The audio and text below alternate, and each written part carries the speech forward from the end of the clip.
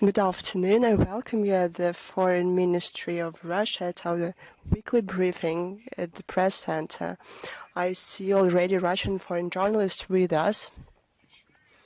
Let us start with the topic that were with us over the recent weeks. We were preparing for our main holiday, the 9th of May. The point is that, of course, this special year goes on, and there will be a lot to do with this topic, as well as in any other year and any other day that is full of memory, of historic memory for us.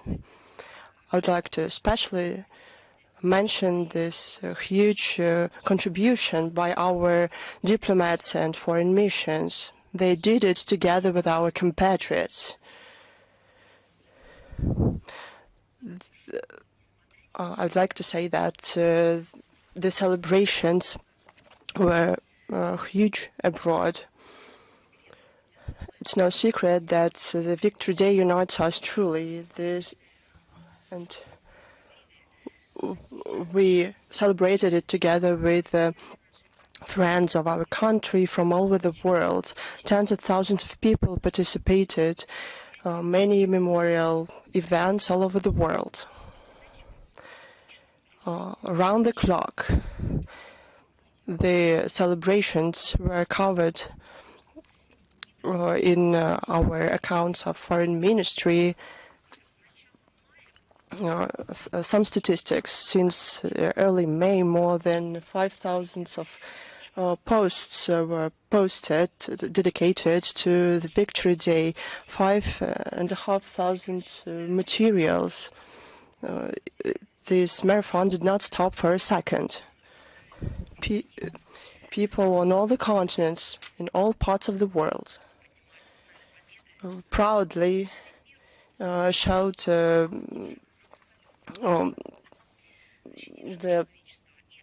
symbols of victory and defended the memory of those heroes who defended our right to live and to be a human being.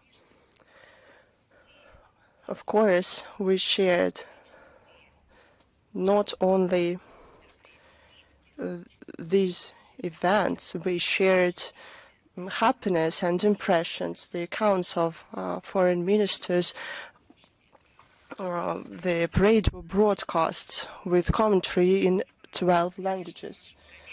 Thanks to our colleagues from Rappler agencies who helped us with this. The World Action, the Eternal Regiment, took place in more than 120 countries in the world. And they told that we are isolated. Tens of thousands of our compatriots participated in the celebrations. They went through blackmail, threats, but they did it anyway. They preserved the memories of the heroes of World War II. In more than 80 countries, there were actions dedicated to heroes of the Great Patriotic War. All of the events were high profile, but there were some special events. We launched a project, Songs of the Victory, in the style of vinyl discs. I'm happy that that many people liked the project. This initiative was truly popular. People shared it and with their friends and families. This project was participated by 2.5 million users of the Telegram platform. It's fantastic. Thank you for caring. Special attention by Russian diplomats and compatriots belongs to memorial events, wreath-laying ceremonies in more than 70 countries. People tended to the burial sites of POWs and soldiers, and the conditions were really severe amid continued the so-called war against monuments. On the General Consulate in Bonn, held 130 events. A lot of memorials were attended by a lot of people with symbols of the Great Patriotic War. In Austria, the complex Mauthausen was participated by family members, and I give those examples because I cannot give you all the examples. There's more. Because unfortunately we have to confirm that in a number of countries, for example in Poland, Germany, those events took place amid provocations from collaborationists, the supporters of the neo-Nazi Kiev regime, with the acquiescence of the local law enforcement. Nevertheless, all the memorial events did take place. There were memorial services to the Red Army soldiers. Special words of gratitude on behalf of the Ministry of Foreign Affairs I would like to give to the choir of Teretsky. For 10 years, this team tour all over the world with the words of the victory. They sang songs despite everything on the main squares of many countries, in the concert halls, in our foreign missions. They were not threatened. This was something that the Mr. Turetsky received from his father, to share the art and historical truth to all generations now in the 21st century. And of course, with special pride, we saw the broadcast from the hall of the General Assembly of the UN that brought together veterans and their children. They sang songs together with the choir of Turetsky. Our website will have a special section dedicated not to this anniversary of victory, and there are hundreds of them, believe me, that already have taken place and will take place. All general consulates on all our foreign missions and Rassatrudenchestvo, our diplomat that contributed to the implementation of these events will be mentioned there, and their contribution will be duly covered.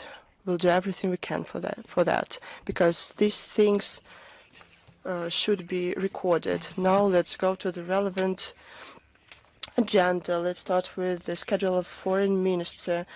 Today, in several hours, Sergei Lavrov is going to participate in the first session of the diplomatic club that renews its activities through thematic events with the participation of diplomatic corps under the auspices of the Diplomatic Academy of MFA of Russia. Minister will give a speech, talk to the leaders of diplomatic missions accredited in Moscow, as well as to take place in the round table titled Culture Without Borders, Role and Development of the Diplomacy of Culture. And of course, the topic of the Great Patriotic War, World War II, will be mentioned for many times during our briefing, because everything to do with today's relevant agenda continues the problems, unresolved problems, or that renewed, unfortunately, about the Ukrainian crisis. President of the Russian Federation, Vladimir Putin, on May 11th, put forward an initiative to renew direct negotiations that were suspended by the Kiev regime on behest of the then British Prime Minister Boris Johnson. I'll remind you, in the spring of 2022. At the same time, President of Russia proposed starting these negotiations without delay or preconditions in Istanbul on May 15th. As the Russian president said, the essence of this negotiation is, I quote, remove the root causes of the conflicts to establish a long-lasting and durable peace with a historical outlook in mind. We said many times the Russian side is prepared for serious negotiations. The Russian the delegation arrived to Istanbul and is prepared to serious work. Now, about what's going on in Ukraine, I mean the actions of the Kiev regime, just to understand what they are doing there while talking about ceasefire. In reality, they are doing what you are going to hear. The neo-Nazi regime of Zelensky did everything it could to prevent the celebrations of the 18th anniversary of victory in the Great Patriotic War in Ukraine. This war of the ancestors of the current citizens of Ukraine, it's their victory as well. And it was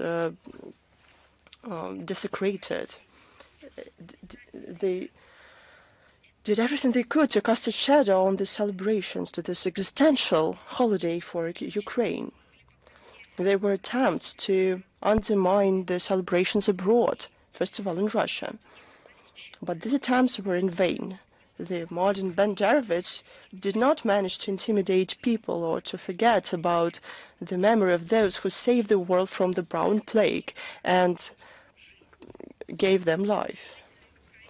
Many people in Ukraine on May the 9th came to memorials to the Soviet soldiers.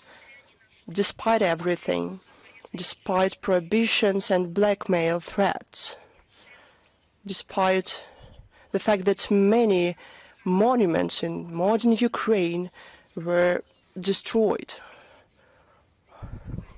or changed until they cannot be recognized. They came to lay flowers and to bow to true heroes. There were provocations from the Ukrainian nationalists in Kiev. In the Park of Glory, the policemen arrested an elderly woman because she refused to take off the side cap with the red star. In Odessa, a sign plate on the memorial to Marshal Rodion Malinovsky was taken down. He commanded the Third Ukrainian Front that liberated in April 1944 this city. On May 10th at night in Odessa, a group of young vandals destroyed all the flowers laid on the memorial to the unknown sailor. But the junta of Zelensky did not manage to do what they wanted. They couldn't break the will of people and did what they wanted while threatening people. They did not destroy the memory to the ancestors. The memory turned out to be stronger. It couldn't be destroyed. Unlike the neo-Nazi clique, it will go on forever. Let's see how the Kiev regime in general follows the ceasefire, as that they're talking about ceasefire all the time, but they just cynically ignored it. The president of Russia declared a 72-hour ceasefire dedicated to the 80th anniversary of victory over Nazism. According to Defense Ministry of Russia, there were 14,043 violations of ceasefire, more than 4,000 shellings from artillery, tanks and mortars, 62 attacks with MLRS, 9,918 drone attacks. There were 5 attempts to cross the Russian border in the Belgorod and Kursk regions. Over the 3 day, sacred for all of us. The Ukrainian aggression killed 6 people and wounded at least 17. This is the reality, not an illusion. This is the ceasefire demonstrated by the Kiev regime. Unfortunately, before and after the holiday, the Ukrainian militants continued terror against people in pre-border Russian regions. From May 6th through 13th, shellings, drones and mines killed 4 civilians, including volunteer Alexander Kelingeridze, who earlier saved about 400 people in the Kursk region. On May 7th, in the Khomatovka region, the Ukrainian militants launched drone attacks on the church of Dmitry Salunsky. On May 10th, in the village of Komunar, a drone harmed the memorial to the Soviet pilots. They made targeted strikes on civilian infrastructure. In the Belgrade region, Ukrainian Nazis targeted civilian facilities and vehicles. At least 10 civilians were wounded. On May 9th, a drone struck the building of the government of the Belgrade region in DPR. Because of the Banderovich strikes, 2 people were killed, at least 9 wounded, including 3 teenagers. 3 people on the Victory Day were harmed. A 16-year-old teenager were wounded in the village of Krynichne on May 12th. In the Kalininsky district of Gorlovka, a drone dropped an explosive, wounding a 14-year-old teenager. In Luhansk, on May 13, the Ukrainian forces attacked with drones an asphalt and concrete factory. They also targeted a team of rescuers arrived to the scene. 2 rescuers died, at least 15 wounded. On May the 7th, in the city of Lashki, a Ukrainian drone attacked an ambulance. A paramedic was wounded. Similar strike against ambulance was committed in the Victory Day in the village of Nova Zbryovka. On May 9th, 8 populated areas in the Kherson region were attacked. On May 6th, the Kiev regime, with kamikaze drones, damaged memorial to liberators. On the eve of the Victory Day in Kakhovka, the Russian security service arrested 3 Ukrainian people who planned to explode a bomb not far from the memorial T-34 tank. In the Bryansk region, there were also attacks against populated areas, including against a school in the village of Sarpichi. They never stopped before harming children. It's their philosophy. As to their sponsored and curators, we saw all this get together in Kiev on May 10th of the European leaders of war, including President of France, Chancellor of Germany, Prime Ministers of Great Britain, Poland. It was presented as the presentation of the main representatives of the coalition of the willing. In words, they talk about unwavering support to the Zelensky regime and in reality, they try to find a better way to implement the military intervention in Ukraine. They don't even hide this.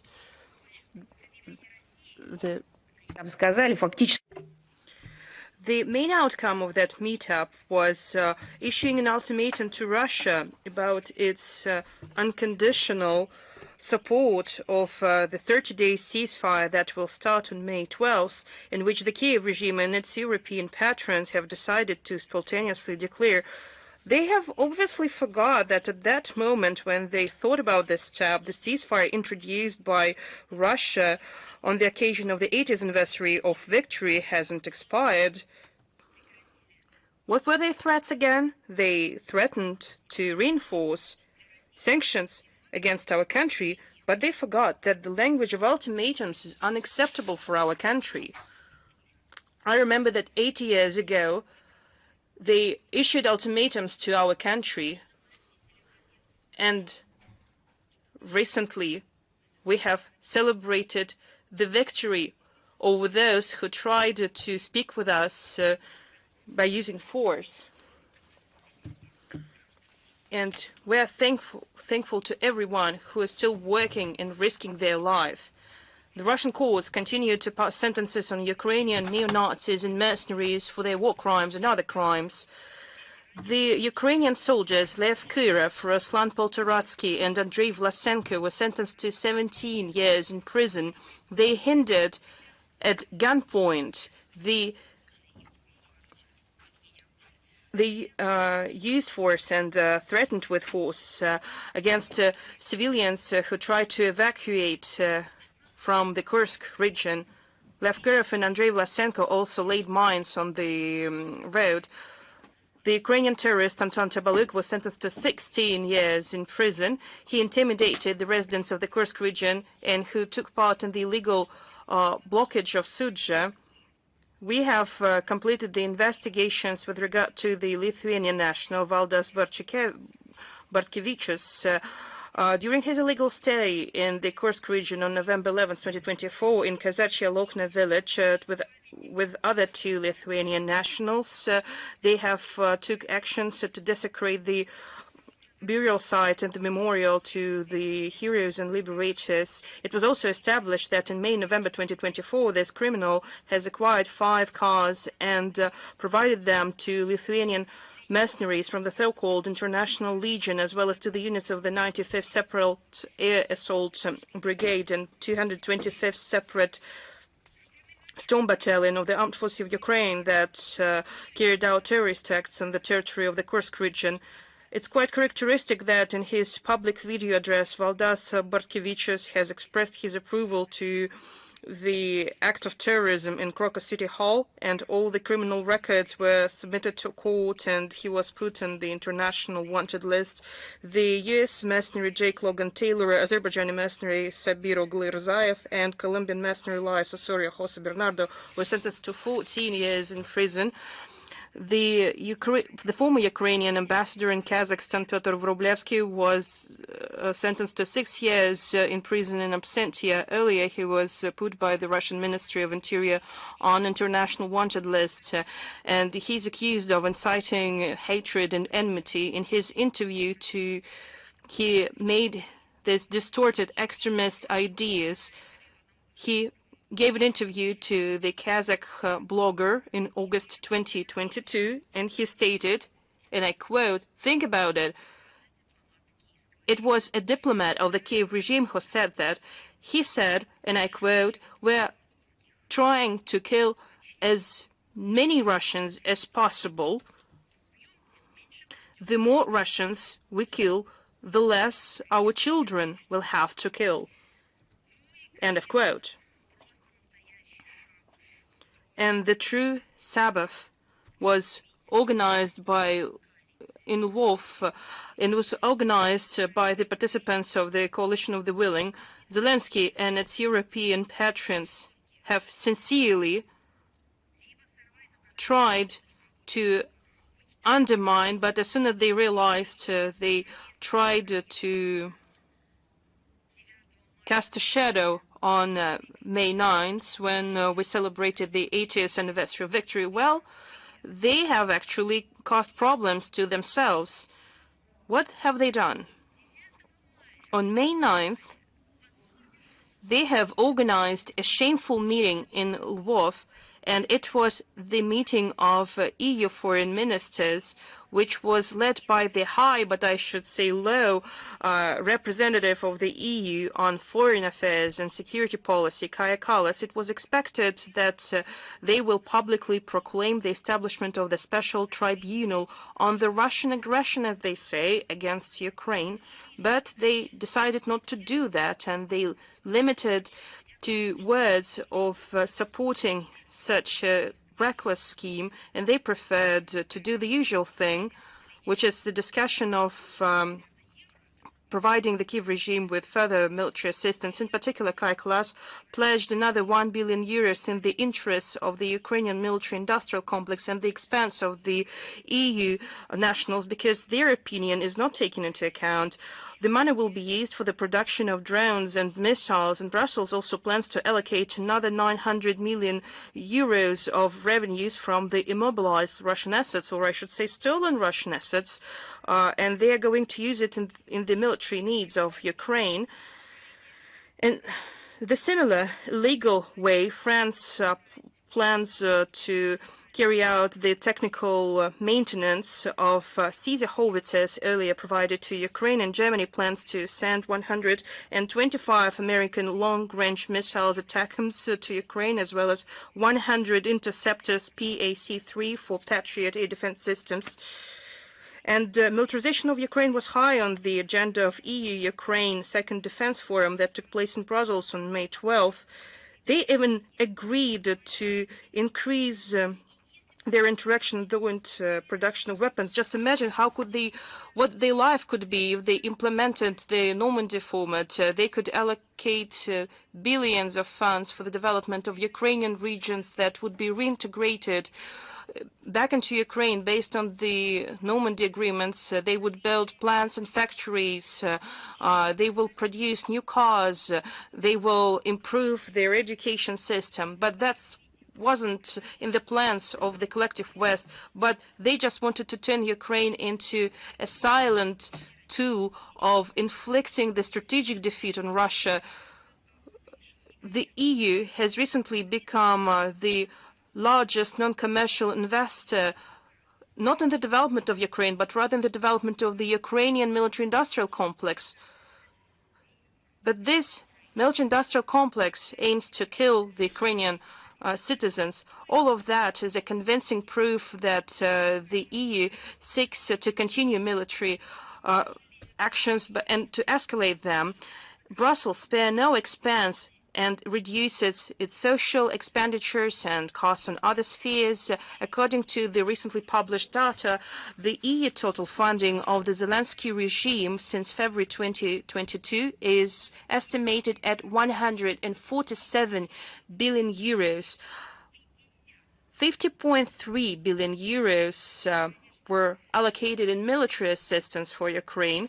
And again, another bill on Ukraine that demonstrates that the Ukrainian leadership is still interested in continuing the bloodshed, and it is indicated by the plans declared by the deputy head of the office of the President of Ukraine, Irina Vereshchuk, to submit to the consideration of the Verkhovna Rada a bill that will provide systematic training for Ukrainian citizens how to act in the conditions of war, including education on territorial defense and civil resistance. This initiative is in fact a disguised general mobilization of the Ukrainian population to ensure a long-lasting war until the last Ukrainian. Well, given these bills and legislations, Kiev has no thoughts about reaching peace. That's why the special military operation is relevant. I understand that we will The situation in Ukraine is one of the main topics of our briefing, and we will go back to it, and let's discuss the situation in Moldova. The celebrations of the 80th anniversary of victory of the multinational Soviet people in the Great Patriotic War has revealed the ideological abyss between the Moldovan authorities and the deeply patriotic people of this country. In the lead up to this sacred holiday for Moldovans, official Chisinau continued its cynical and reckless fashion to take steps to rewrite the history of the Great Patriotic War. Just look at what they're doing. On April 29th, another cemetery of Romanian heroes was opened in Opich, Kaushan district. Probably these were poets of the 17th century or artists of the beginning of the 19th century. Who are those heroes? These are the heroes who fought in the Antonescu army and died in summer 1941 during the invasion by the Romanian German fascist troops in the Soviet Union. On the night of May 9th, unknown vandals have desecrated the memorial to the soldiers of the 161st Firearms Regiment of the 95th Moldovan Firearms Division in the Hinchevsky district. And as earlier, the official authorities hasn't reacted to that in any possible way. According to the mass media, the Ministry of Education and Research of Moldova banned the teachers of educational facilities to take part in the Immortal Regiment action, and they threatened them to not attest those workers or even to fire them. What is the Immortal Regiment? The Immortal Regiment, when people wear portraits, take portraits, and carry in their hands portraits of their ancestors, grandfathers, grandmothers, their family members who fought in the Great Patriotic War. That's their symbol, their pride, their memory. That's what the Immortal Regiment is about. But now it is forbidden by the Kiev regime and now by the Chisinau regime.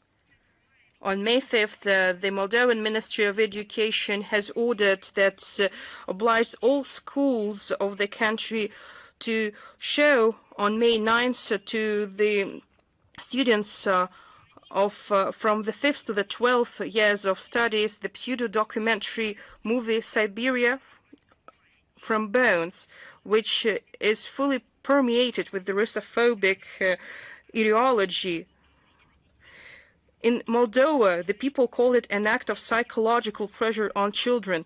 Only after parents of some students filed a lawsuit about screening of such a movie in schools, such movie was deleted from the internet and its screenings were forbidden. I should also inform you about a new textbook, The History of Romanians and General History for the 12th year of studies. And when it was created, according to Moldovan specialists, they used various techniques of history falsifications that is practiced in Western countries, like the defeat of the fascist troops. Again, I'm talking about the textbook for the children in Moldova, and it says that the defeat of the fascist troops near Stalingrad is called, and I quote, a catastrophe. And I agree, it's a catastrophe. But it was a catastrophe for the Nazi troops. But the textbook says that it was just a catastrophe in general that could be avoided. And does it mention the siege of Leningrad? No, it doesn't mention it at all. These events and other events are estimated not on the basis of historical facts, but through the prism of subjective memorials of eyewitnesses, some woman from the liberated Berlin, who saw the Soviet soldiers as savages and thieves. The Moldovan authorities again refused the organizers to carry out massive events in the central square of Chisinau to celebrate the Day of Victory. Instead, they celebrated the Day of Europe, and they opened the European city presentation there. Well, that's some interesting treatment of Moldavians. They call them Romanians. They explain them that their language is a Romanian language and not a Moldovan language. And now they are building European cities there, and they're refusing Moldovans, but they cannot refuse them just based on the law of physics, because Moldova is situated in Europe and has always been situated there. What European cities are we talking about? Because Moldova is a European country. It's a part of the European civilization. But no, they are going to build cities, they're going to invent something else, introducing some other aspects in their life, just ignoring the fact that what lies after that is just the abyss. But despite the attempts of the Moldovan authorities, there were huge ceremonies and celebrations that were dedicated to the 80th anniversary of Great Victory. These were unprecedented celebrations. Nearly 150,000 people on both sides of the Dniester River attended the Mortal Regiment actions and the March of the Victory, the international action memory candle. There were music concerts where military songs were performed. There were so many other actions and exhibitions, and the Eternal Flame was lit in Beltsacha, Komrat, Orgev, and Tereklin, based on the particle of the Eternal Flame from the unknown soldier grave in Moscow. And the European city in Chisinau looked rather bleak and lifeless. Attempts of the official Chisinau to rewrite the history of Moldova won't work, because the majority of Moldovans cherish the memory about the heroic feat of the Red Army soldiers who heroically sacrificed their lives in the fight against a common enemy. And their descendants will fight against the attempts of the historical revanchist attempts taken by the followers of the Nazi criminals.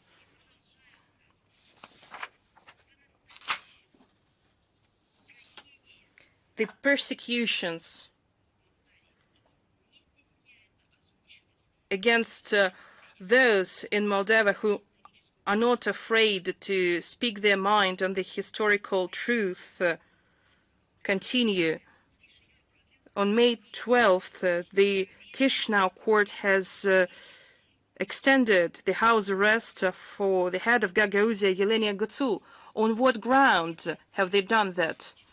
They call themselves a democratic country, and according to the current leadership, they seek to increase democratization in their country. But again, they take action against political opponents and political figures who were legitimately chosen by their people. They organize persecutions against them. The defense of Yevgenia Gutsul is going to challenge that decision, and it shows that they are not guided by the interests of their country, but it is a question what country Maia Sandu views as its own, and they act at the instigation of their Western handlers. On May 4th, Mette Frederiksen, who spoke on the 80th anniversary of the liberation of Denmark, stated the words that distort the historical truth. I repeat, it was said by Prime Minister of Denmark, while in May 1945, the whole country was in the ceremonious euphoria. Soviet bombs, as the Danish Prime Minister said, were dropped on the cities Nicosia and Reni, and after that Bornholm was under Soviet occupations for a whole year. And let's just help the Danish Prime Minister to remember what happened in those cities 80 years ago. 80 years ago, the Red Army soldiers have expelled the Nazi invaders from the Danish territory, Bornholm Island, on May 7th and 8th, 1945, after the German commanders refused to capitulate from the island, and after the Soviet aircrafts shelled, and after the Germans shelled the Soviet aircrafts that were flying over them, our troops have warned the local population and carried out airstrikes and German formations in the ports of cities Roni and Nicosia. On May 9, 1945, the Soviet soldiers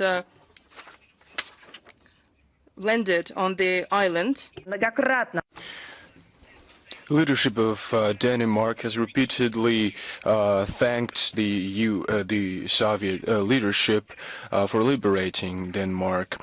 Foreign Minister Gustav Rasmussen, when he was giving his speech before Soviet soldiers on April 1st, 1946, declared about, and I quote him directly, on deep appreciation of the Danish people for the participation of triumphant Red Army in liberation of Denmark. End of quote. He also emphasized exemplary discipline of Soviet servicemen during their stay on the island and assured them that Denmark will always remember them as their friends. I have a question to Danish Prime Minister. Do you now have other friends? So the Red Army is not a friend of yours any longer now. Who's your friend? Nazi and fascist troops? Regrettably, today Copenhagen, led by the current agenda, is doing to the history what is not allowed to be done with it. So they're trying to defame the military operation of the Soviet Union, Bornholm, trying to justify in the eyes of its own population the current hostile foreign policy of Denmark, a criminal course of policies to support the Kiev regime, the falsified facts about the Soviet contingent. The Danish leadership prefers not to remember the destructive bombardments done by the US and Britain. Danish historians say that 307 Danish died and a large number of kids were also victims of their attack. More than 600 people were injured. It's also silenced that the only country out of anti-Hitler coalition who was deployed on the Danish territory, the USSR was the first country to withdraw its forces. Let me remind you when all this ended, as Danish Prime Minister, remember all of that. Only in fall 1947, the U.S.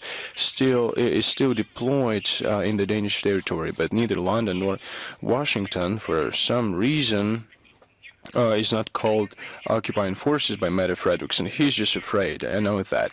In the context of liberation by the USSR of Bornholm, we'd like to emphasize the following fact, namely the negligence by Copenhagen of obligations to administer Bornholm, and I quote it, without any participation of foreign troops. This was enshrined in a note by the Danish side addressed to the government of the USSR and happened on March 8, 1946. This disregard, this negligence is now manifested in the conduct on the island of provocative military exercise with the participation of the US. We consider such actions by the Danish authorities as the ones countering their own assurances on the inadmissibility of foreign military activity on Bornholm, and the ones that create threats for security, for Russian security in the Baltic region. Now, over to Latvia. It's not news to anyone. One of the despicable episodes covered by media the other day, I'm going to tell you about that. The leadership of the Latvian town of Ogre. And please be patient because you just have to bear what I'm going to tell you. The leadership of the Latvian town of Ogre installed at the entrance of the Art and History Museum granite steps. Well, what would think? What about it? Well, we need steps to enter the building.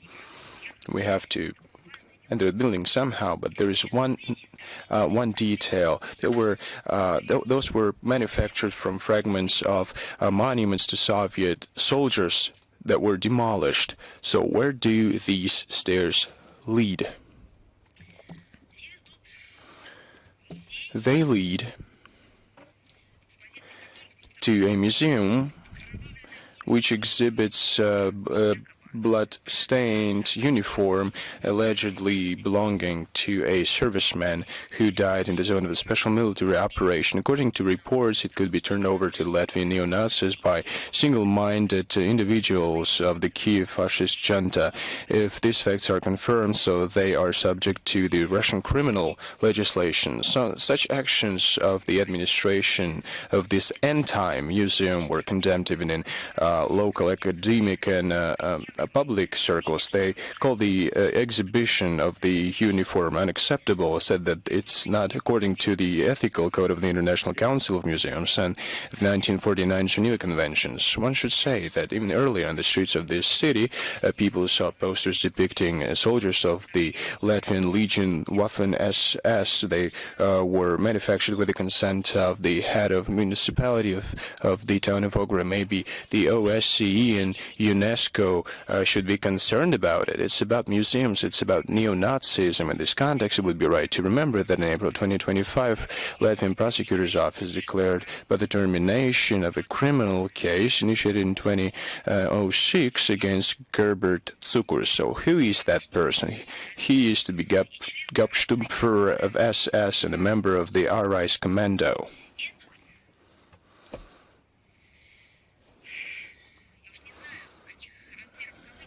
Well, I don't know how to quote that properly. This quote-unquote national hero of Latvia during the Second World War commanded mass executions of civilians, including killings of over 30,000 of Jews. I have a question to the Embassy of Israel to Moscow and the Ministry of Foreign Affairs of Israel. Well, haven't you heard of it? Well, how come you're turning a blind eye on it? It has to stop. How are you going to look in the eye of your children and grandchildren? According to eyewitnesses, Gerbert Cukurs personally participated in those killings and tortures and was killed in 1965 by the Israel intelligence services in Uruguay, where he fled after the war. Well, then the Israeli leadership knew the history. The world community is now celebrating the day of the great victory over fascism, as evidenced by the visits of multiple foreign leaders of the solemn parade in Moscow, time to coincide with the 80th anniversary of this event. Meanwhile, the leadership, the leading elite of Latvia continues to feel nostalgic for times where their country was under the authority of Hitler's Germany, when Latvia, together with this Hitler's Germany, committed multiple bloody crimes and targeted multinational Soviet people. Russia condemns this dangerous for the civilized world manifestations of neo-fascism in the Baltic states, and we will counter it. And if you care about the memory of the Holocaust, let's act together.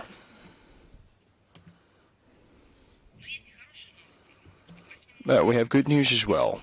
On May 8th, during the official visit of President Xi Jinping to Moscow, Ministers of Foreign Affairs of Russia and China signed a joint declaration to further strengthen cooperation to maintain the prestige of international law.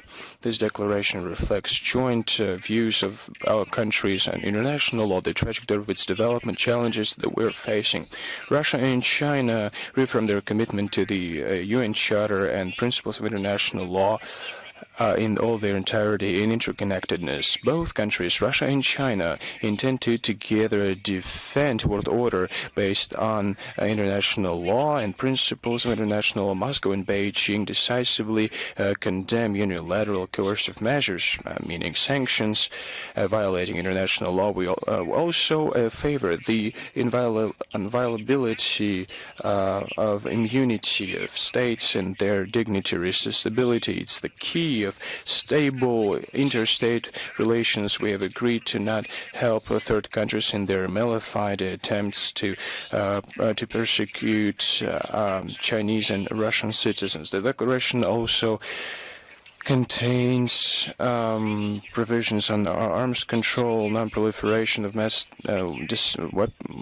destruction weapons, combating climate change, plastic pollution, using of ICTs and AI.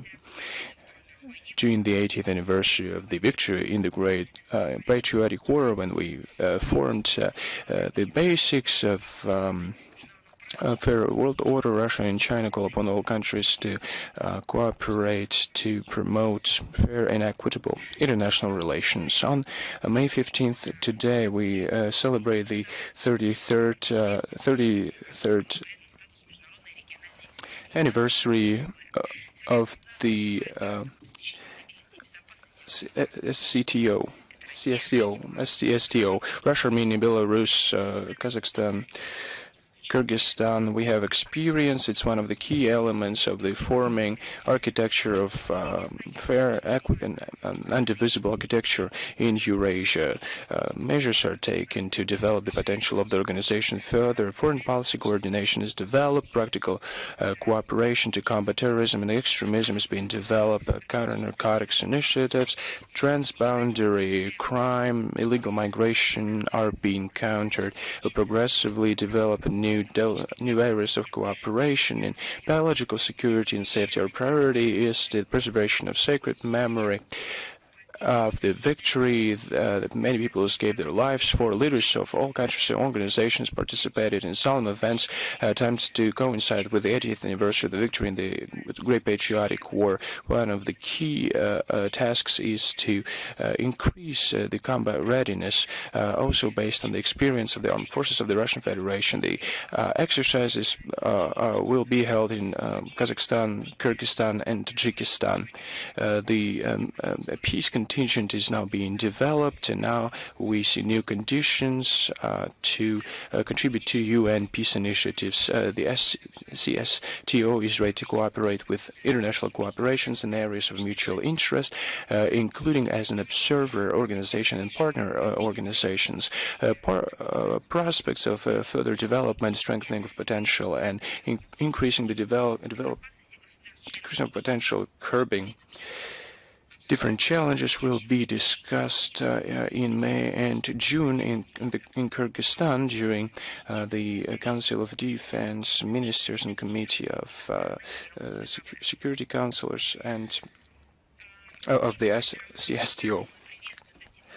We welcome the agreement to de-escalate the conflict between Islamabad and Delhi, and we hope that this normalization of the situation will be durable and long-standing.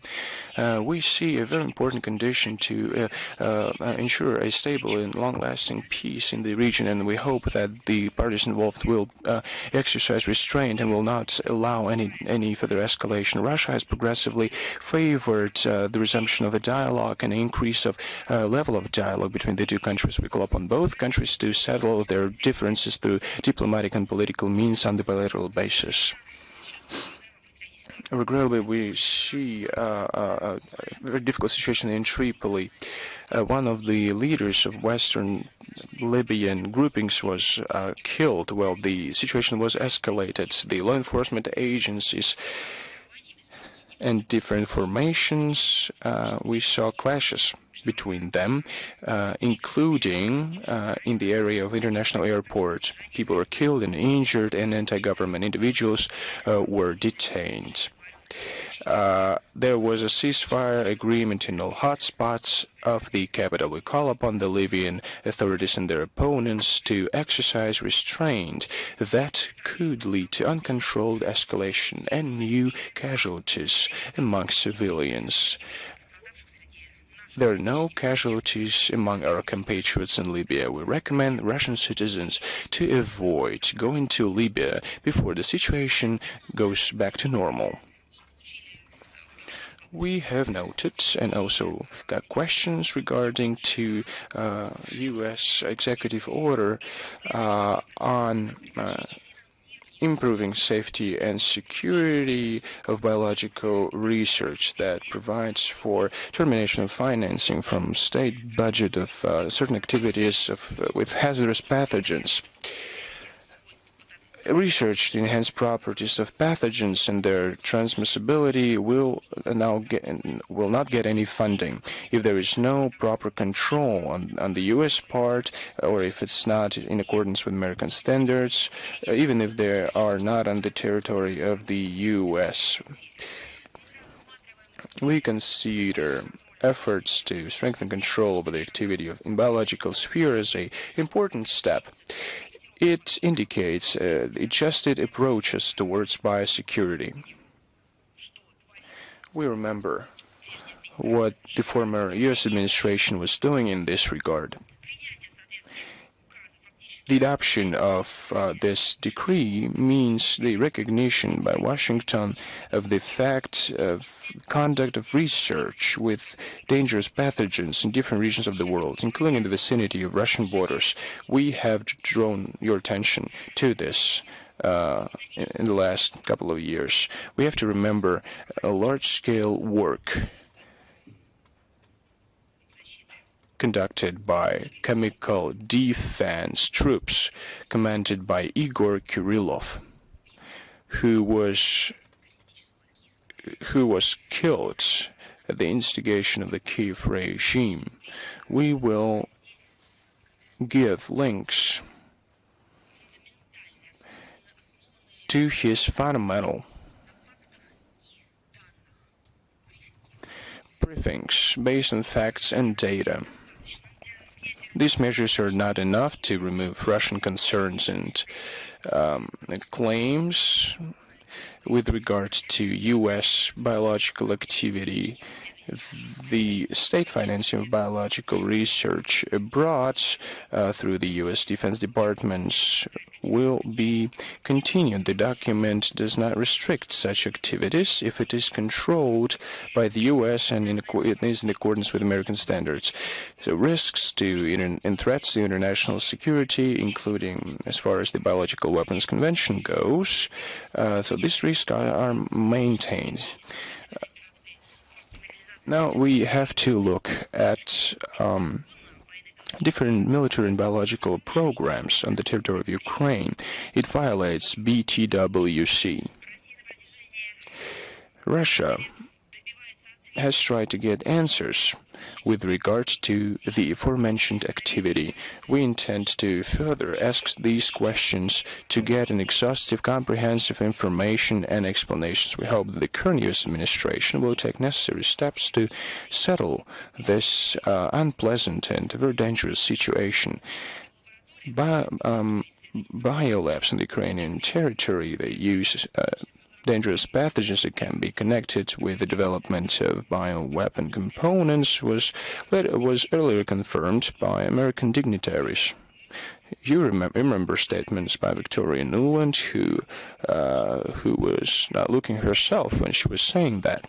We have repeatedly said, and now we're reiterating it again, that we're open to bilateral contacts with the American side on this subject to eliminate the existing irritants. We hope that Washington will take steps to remove concerns of Russia with regard to military and biological activity by the U.S. to ensure the total compliance of by the American side of obligations within BTWC. We have also paid attention to information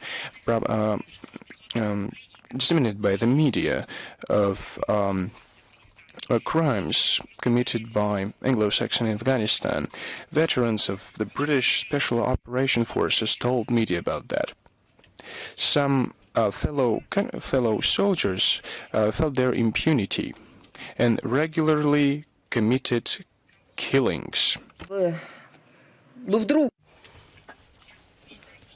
Probably think that we're talking about terrorists, but we're talking about unarmed people.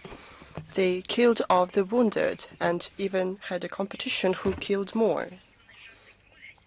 Bloodthirsty, they wanted to settle accounts with Afghans during each of the so-called counter-terrorist operations. Even children fell victims. I'll tell you one more time. This is not fiction, not some kind of propaganda by the Kremlin or somebody else. Those are accounts of those who personally participated in it. To justify these terrible crimes, they planted firearms and fake grenades to the killed. Didn't the same things happen in Syria?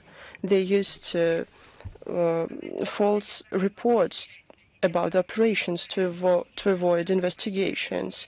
The Afghan authorities draw attention of the then British Prime Minister David Cameron to the killings of civilians by the soldiers of the UK. However, no measures to bring military criminals to justice weren't made. We call on the British authorities to stop keeping silence about these cases and bring to justice all those responsible for killings of civilian Afghans. We receive a lot of question and comment on this topic regularly, but so we accumulated those questions and we want to give one answer. I mean the pensions. We do it because we receive a lot of requests about the situation with pensions and other social benefits to the citizens of Russian Federation abroad. The overall number of those eligible to receive pensions and other social benefits in foreign currency outside the territory of the Russian Federation stands at 84,119 people. They live in 74 countries in the world. Since the first quarter of 2025, because of stronger sanctions, the Gazprom Bank have difficulties with paying off the benefits in euros, including it in Latvia, Estonia, Lithuania, and Bulgaria. The Russian side, in good faith and fully fulfills its commitment within bilateral relations. Their blame for the artificial crisis with the financing of pensions for Russian compatriots abroad fully belongs to the Western society and its finance institutes that in essence block transactions from the Bank of the Russian Federation that is authorized to make the transactions. Russia makes active efforts to settle the situation. On May 14th, by the way, we had one more important date, 70 years to the Warsaw Pact organization. It was based on the Treaty on Friendship, Cooperation, Mutual Assistance, signed on May 14th, 1954. Will publish detailed material about it today on the website of the MFA. The events dedicated to the 80th anniversary of victory will go on throughout the year. Within the St. Petersburg International Legal Forum and CIS Legal Forum is going to take place. There will be a special section, the legal heritage of victory in the Great Patriotic War. It will discuss the protection of the common heritage of the CIS and the basic principles of the post-war world order. The video address will be sent to the participants by Foreign Minister Sergei Lavrov. Moderator of the section will be special representative of the President of the Russian Federation on International Cultural Cooperation, Mikhail Shvitkoy. The participants of the panel discussion will include representatives of Russia, Belarus, Kazakhstan, Uzbekistan, the CS Executive Committee, as well as Special Rapporteur of the UN Council on Human Rights, Elena Vudov-Gan. We will be happy to see all the participants of the St. Petersburg International Legal Forum as guests of this event. A priority of our country, as you know, it's the international humanitarian track, is promotion of the Russian language abroad. An important contribution on this track belongs to the Kostromar Forum that is hosted by the Pushkin State Institute of the Russian Language with the support of the Ministry of Science and Higher Education of the Russian Federation and under the auspices of the Commission of the Russian Federation on UNESCO. This year, on May the 21st through 24th, the fifth forum will take place. It will be titled "The Language and Culture." It will be dedicated to the 95th anniversary since the birth of the academician Vitaly Kostomarov. The forum is going to discuss key issues of the state policy in promotion of the Russian language and culture, broad status of the Russian language at the international arena in certain regions and countries, modern practices in language and culture studies, and other relevant issues. Russian and foreign experts, academicians, teachers, inviters, representatives of the authority, business, and cultural activists will participate. A special place will be given to the topic of the 80th anniversary of the victory. You can get to know the relevant program of the event, as well as to file for participation on the website of the forum. One more important event.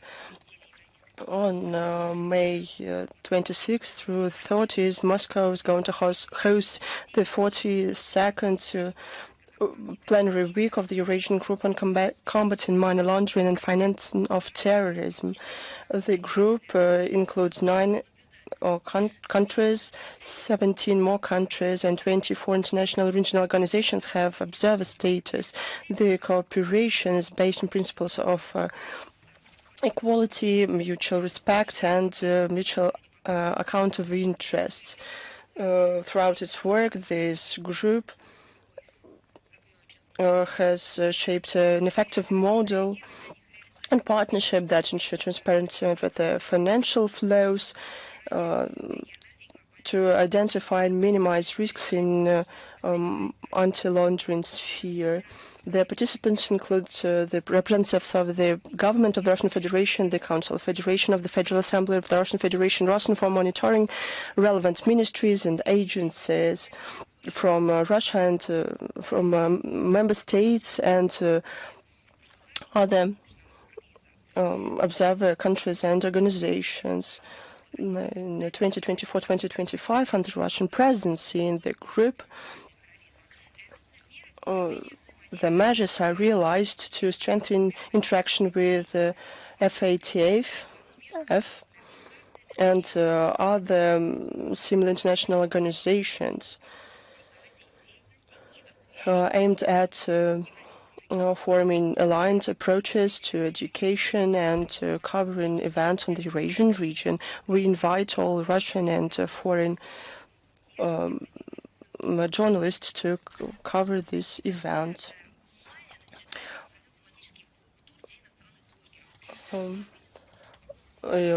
In early May, Blog Tour took place for bloggers. It was organized together with Rosmolodaj, the NGO of the Office of World Youth Festival. 35 representatives from 19 countries started tours on memorial sites of the Great Patriotic War. there were 4 routes: Moscow, the Volgograd region, St. Petersburg, Leningrad region, St. Petersburg, the Republic of Karelia, Moscow, the Tula region. The participants managed not only to get to know the true history of the Great Patriotic War, but only to personally talk to veterans and to learn about the heroic deeds and tragic events from their personal accounts. They shared their impressions in the new media, and I can say for sure that millions of subscribers saw these materials. I would like to mention one more event that was supported by the International Youth Movement. In May, the All Russia Week of Subotniks, dedicated to the year of the Defender of the Motherland and the 80th anniversary of victory, started. Activists from Bulgaria, Belgium, the Czech Republic, Germany, Serbia, Macedonia, Luxembourg, and other countries joined these initiatives. I'm glad that during these difficult times when the West try to rewrite history, the international youth interaction develops and expands. During our briefings, we talk a lot how we fight cancel culture that is practiced actively by the collective West. One of the projects countering disinformation is the initiative Knowledge Award, initiated by the Russian Knowledge Society. It was established for teachers, lecturers, authors, and bloggers in education in order to encourage enlightened projects. This competition is going to take place for the 5th time, and every year it only gains momentum.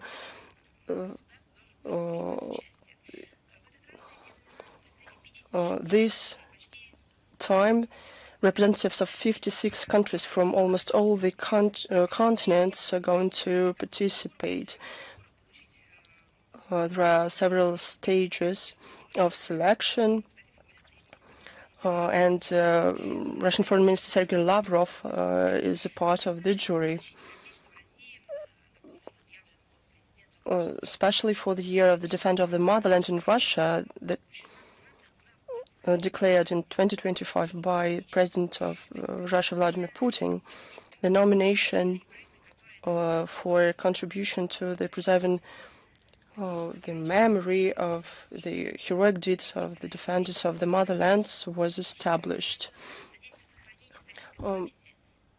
This contributes to the preservation of the historical memory and true patriotism. An important part is the nomination of Foreign Lighter of the Year, where foreign citizens participate regardless the country they live in.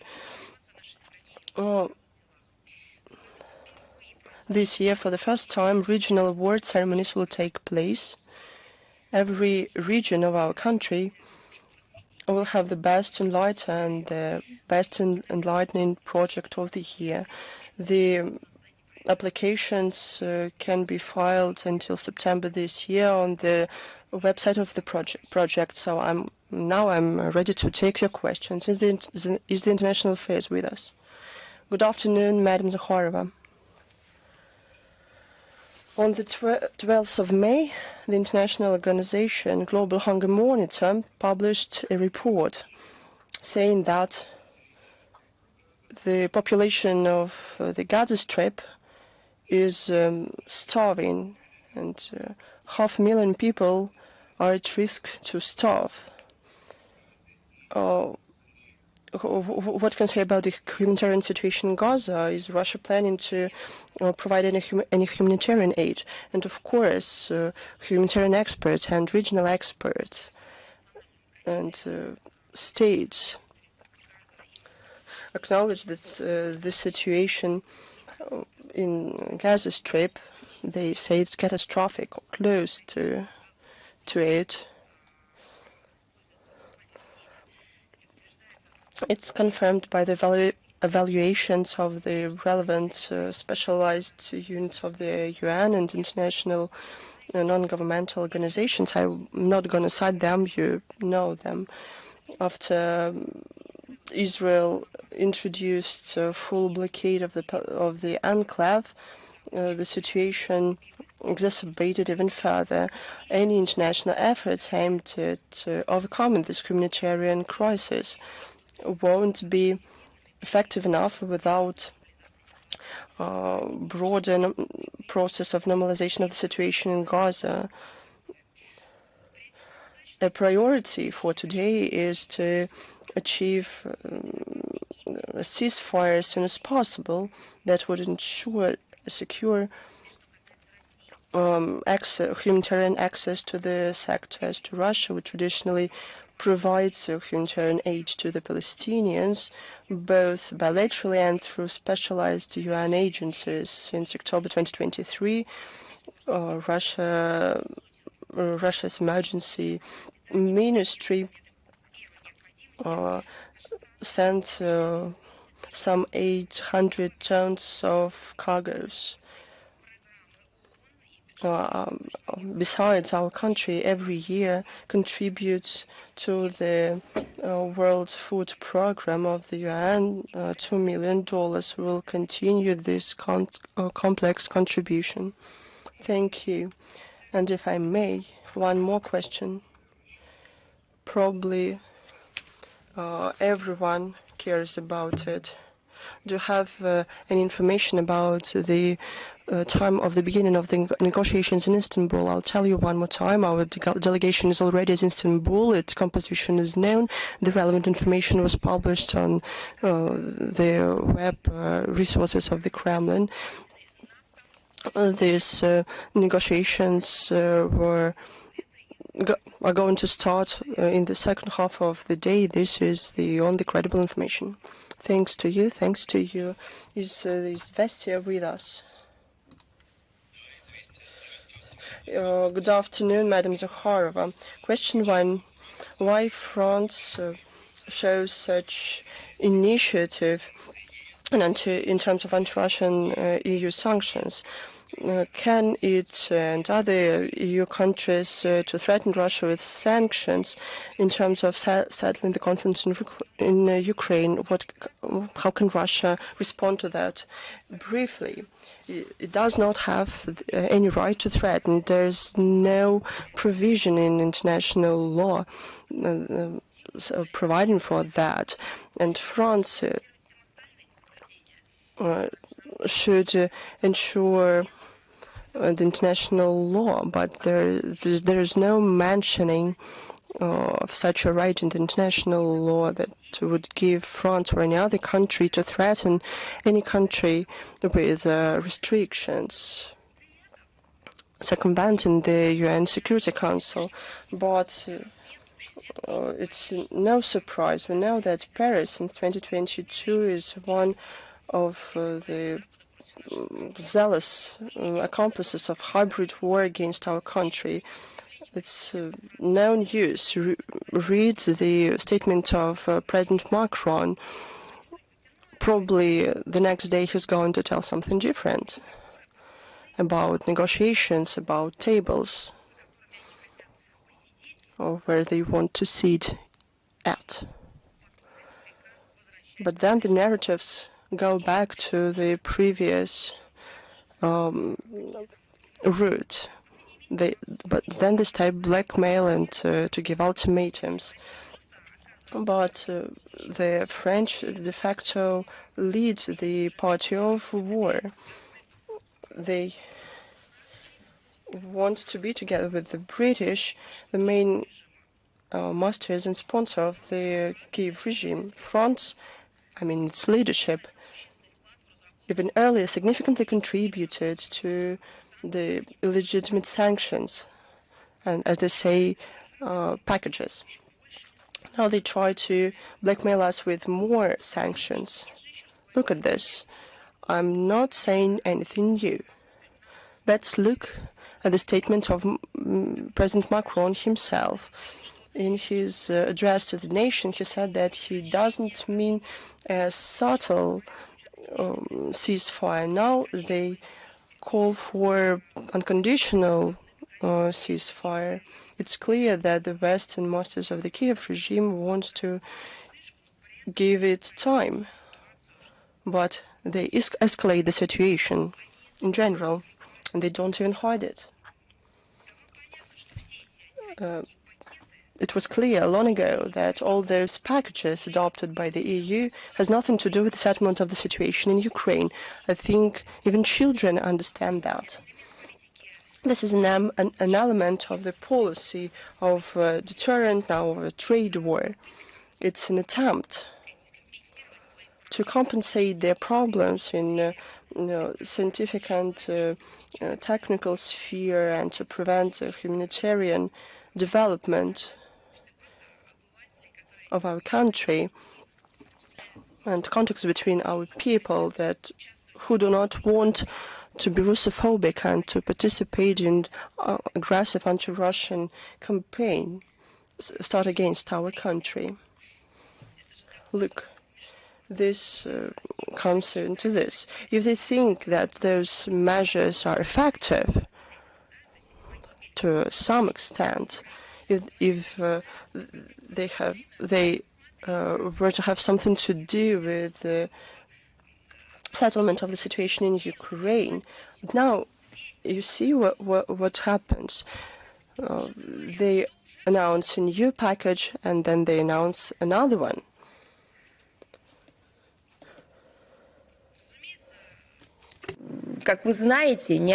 As you know, none of these packages won't be left without the corresponding response of the Russian Federation, which will take into account interests of our country and our people.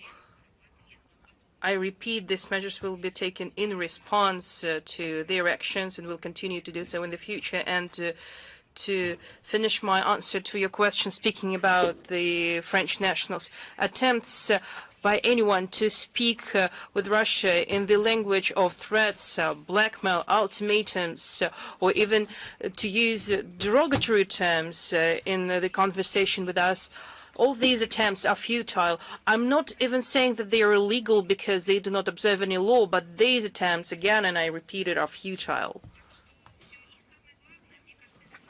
And the most important thing is they need to speak about the results of their manipulations with international law and trust that our country has for their country when they have deceived the entire international community for so many years, when they explain how they are working to ensure the implementation of the Normandy in Minsk agreements, but as the French president said at that time, they weren't even going to do that. Thank you, Ms. Zakharova. We spoke about that, but we would like to speak about it again. The coalition of the willing pressed Russia to stop hostilities on May 12th. How legal is their requirement? The coalition of the willing made an ultimatum calling to stop hostilities on May 12th. Can we call these demands legitimate? These ultimatums, if have nothing to do with international law. I have already told you that they have made ultimatums about ceasefire, but yet they failed to observe that a special decision has already been declared by our country to introduce a 3-day ceasefire on the occasion of the anniversary of victory. So, as you can see, they don't see the real situation on the ground. They have nothing to do with the reality. They are doing that to create a specific atmosphere in their country, and it's hard to believe it because in the second half of the Second World War, France was part of the anti-Hitlerite coalition, and it's difficult to believe that France, some time ago, when French war veterans were alive, that France could do something to cast a shadow on the victory parade on May 9th and all the celebrations that took place at that time in Moscow. So all these ultimatums and hysteria serve the single purpose. They want nationals of their countries not to watch the military parade and to believe that Russia is isolated. It's difficult for us to hear that and to understand it, but it is easy for them. They're ready to go to Lvov. They are ready to organize the coalition of the willing. They are going to propose so many ridiculous things to nurture, to maintain an illusion in the minds of their people that their schemes haven't yet failed to isolate Russia. For them, it would be a failure. It would be a collapse and total fiasco. Despite the hybrid warfare launched against our people, rewriting of history, dismantlement of war memorials, threats against our citizens, and the trade war launched by the West against our country is still developing. It's celebrating the anniversary of victory. It receives foreign gas at all levels and shows its development prospects, its strength and power. Because for them, to show that means that their attempts have failed, and it will show that they have taken billions of euros from the pockets of their nationals. And that's why they're creating all these bubbles and changing the names. Just remember, they created associations of European peace or something like that, which sponsored military assistance for Ukraine, victory plans, some peace formulas. They're trying to invent something new all the time. They're trying to create a disguise so that the citizens of their country won't see the real picture of what is really going on, and so that they wouldn't see what their leaders have been doing all that time in reality. China Media Corporation, please. Hello, Ms. Zakharova. We have two questions. At the recent high-level negotiations on trade and economy between China and U.S., significant progress was reached, including the significant reduction in bilateral tariffs. China believed that such measure corresponds to the expectations of producers and consumers of both countries, as well as meet the interests of China, the United States, and the general interests of the global community. I would like to ask Russia, as a strategic partner that is committed to the principles of multilateralism, what is your opinion on this achievement, the trade de-escalation between China and the United States, the positive news for the global trade? This step will reduce the fears of global economic recession that we had over the past month due to the reduced volumes of international trade in goods. But due to the sharp increase in mutual tariffs between the largest economies of the world, we already can see a positive effect. In particular, the global financial markets have stabilized, and supply chains were re-established and restored. They were actually suffered the most from the high tariffs. We hope that the agreements between China and the United States and the creation of the mechanism of economic and trade consultations will help the two countries to develop the mutually acceptable parameters of trade and economic relations. The second question that is followed by the international community: China and Brazil and other countries have expressed their support for the direct dialogue between Russia and Ukraine. What is your opinion of the possibility to reach a significant breakthrough in the resumption of these negotiations? We thank everyone who closely follows the situation, who worries for the situation and supports the settlement of the situation in Ukraine through diplomatic and peaceful and political means.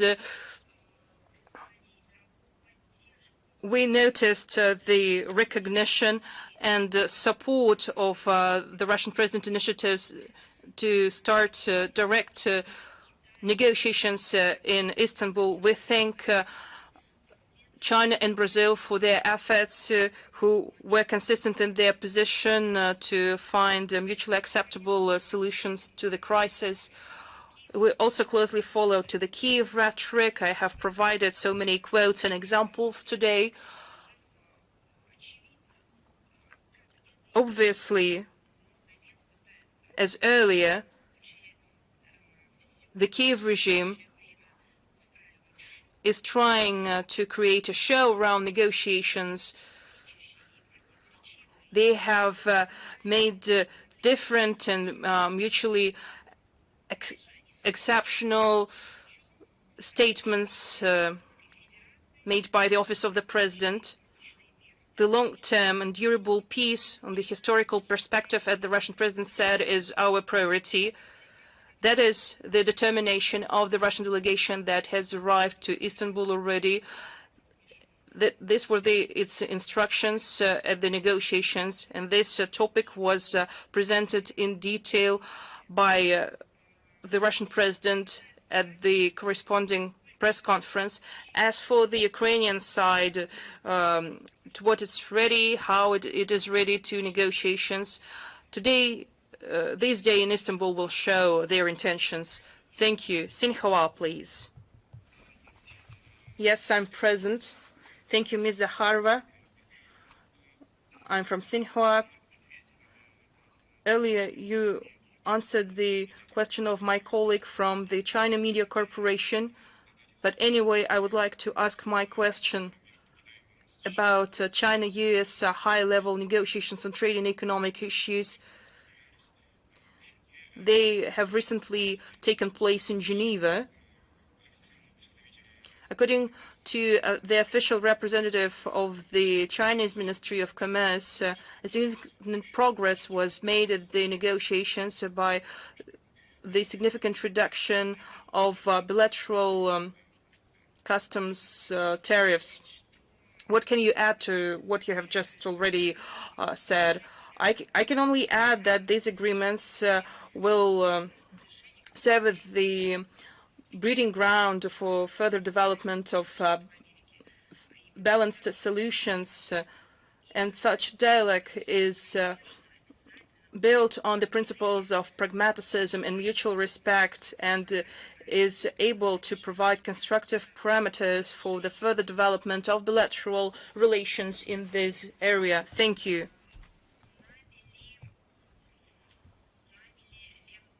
Lenta.ru, please. Thank you. We have two questions for you. I'll start from the first question. Germany has expressed its desire to be present at the possible negotiations in Istanbul, and the same option is being considered by the US President Donald Trump. What is the Russian position on the presence of Western leaders at the Russia-Ukraine negotiations? Well, let's speak about Germany, because as for the statement of the American president, I didn't see it, but I saw the statement made by the German officials. Statement made by German, French and British officials have a contrast sharply with what they actually do. They want to have a seat at the negotiating table. After that, they are talking about the settlement of the crisis, but at the same time, they continue to provide the Kiev regime with military assistance. They provide unrealistic sums of money for Kiev by disregarding the economic situation of their countries. They condone all monstrous neo-Nazi solutions of the Kiev regime, not only just to suppress the rights, but to destroy the human rights on the territory of Ukraine. That's the reality. And given that reality, how can they lay claims on the seat at the negotiating table? And when they make statements to be involved in the political and diplomatic steps, they should correspond to their real actions. But if their words don't correspond to what they're actually doing, it's strange that adults are making such statements. But just the situation says for itself. And the second question, President of Azerbaijan, Ilham Aliyev, planned to attend the military parade. However, the visit was cancelled. What is the current status of Russia-Azerbaijan relations these days? We develop our bilateral relations based on the declaration on union cooperation signed in February 2022. Our side is determined to consistently realize the potential of this document that is key for bilateral relations, as well as for addressing all matters that might arise in a mutually beneficial and mutually respectful basis. We have contacts at the various levels, at the level of the government, at the level of the foreign ministry. You know, it's quite surprising. I do apologize. Probably I wouldn't be able to give you the exact meaning, but the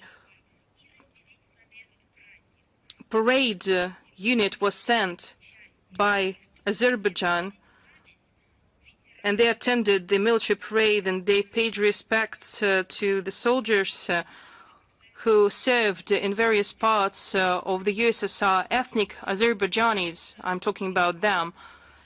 As if it didn't happen. Why don't you pay attention to that? We paid attention to that, to be honest, and we were happy that at that day, together with the citizens of Azerbaijan and ethnic Azerbaijanis who live in Azerbaijan and in Russia and in other countries, that we were happy that we were united, that we were mutually respectful to the historic memory, and that we acknowledged the act of heroism committed by our ancestors. We need to pay most attention to that. And as for the schedule of leaders, it was already explained by the Presidential Executive Office. There are so many reasons for that, and it is wrong and very dangerous to not see the obvious thing. News.ru, please. Hello, Ms. Zakharova. News portal News.ru. Mikhail Rosen. I have two questions. Ukrainian President Vladimir Zelensky stated that he is ready to have talks with the Russian President Vladimir Putin. At the same time, the Ukraine hasn't still abolished the decree of 2022, which bans Ukrainian officials to be in dialogue with Russia while it's still being led by Vladimir Putin. How can you explain this legal and political detail and conflict? That is the result of the chaos that was sought by the Western Bloc in Ukraine. They have created controlled chaos, but now the chaos is not controlled anymore. For decades,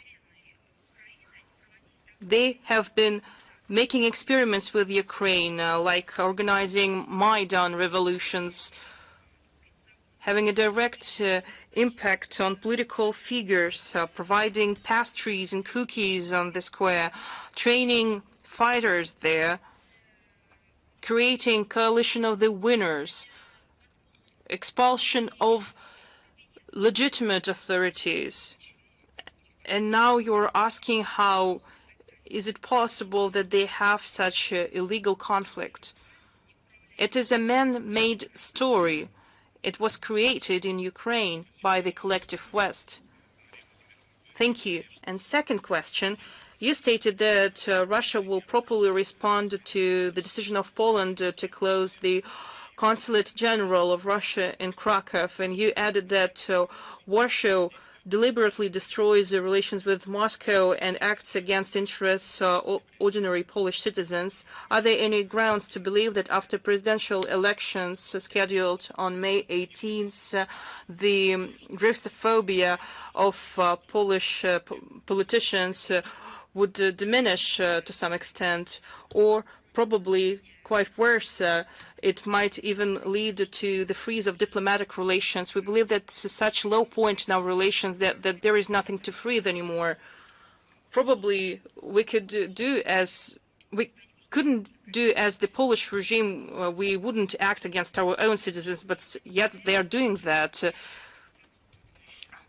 No steps that will facilitate such state of affairs have never been taken by our country.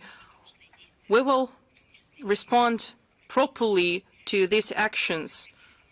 As for the prospects to reduce the degree of Russophobia, well, it is a question for the Polish authorities. They need to answer that, because we don't see any trends that the Russophobia will reduce in the future.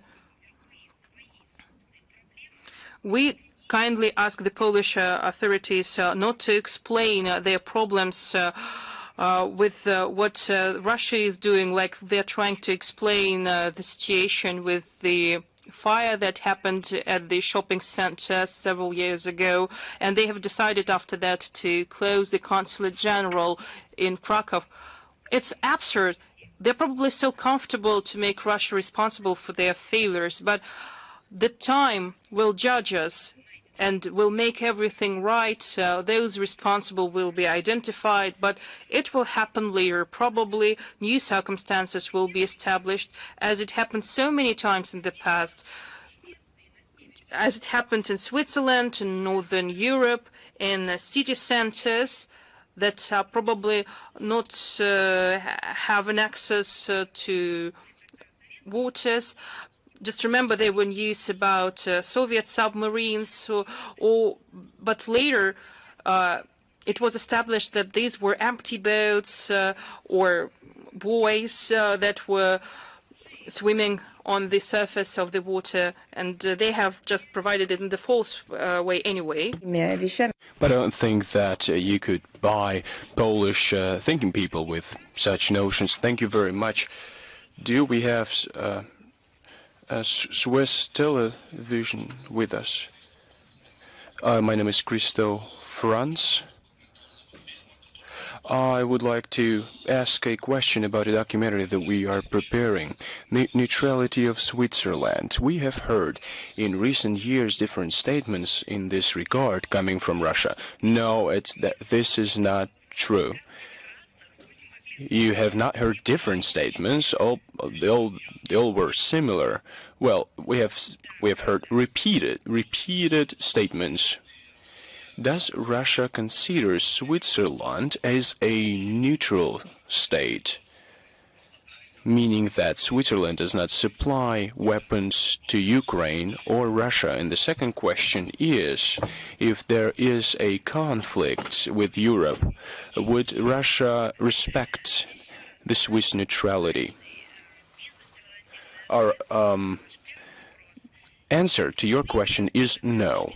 We do not consider Switzerland as a neutral state. Switzerland has accepted a foreign policy strategy. It excludes Russia from the system of European security. It increases contacts with NATO, opened an office of communication of alliance in Geneva, participates in joint system of air defense of NATO, European air shield, and the instigation of the Kiev regime last year.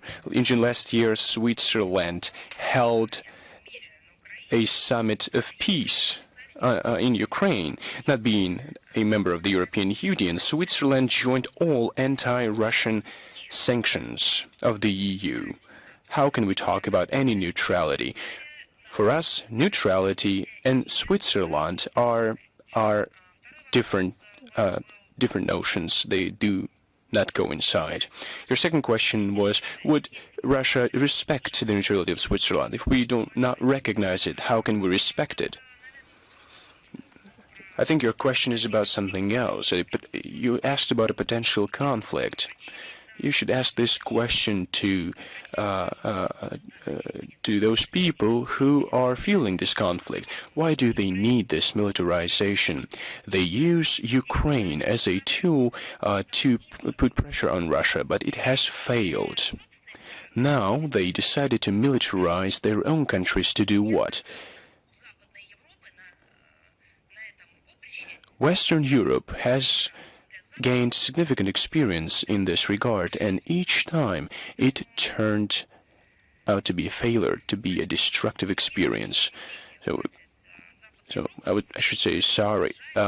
All our statements toward Western Europe included calls to the invisibility of security. We've always wanted to build this security on the basis of collective approaches, worked in the OSCE, and we worked with NATO in different formats and did our utmost. But every time our proposals were rejected, nobody listened to us. They rejected all our suggestions. So what we're talking about? Can I ask you one more question? Yes, of course. Do you have militarization process in Russia? Well, hostilities are being waged. Well, we have to be ready to deflect them. Every time UAVs target civilians, terrorist attacks take place, and we strengthen the existing formats and areas to defend ourselves. This is evident and stands to reason.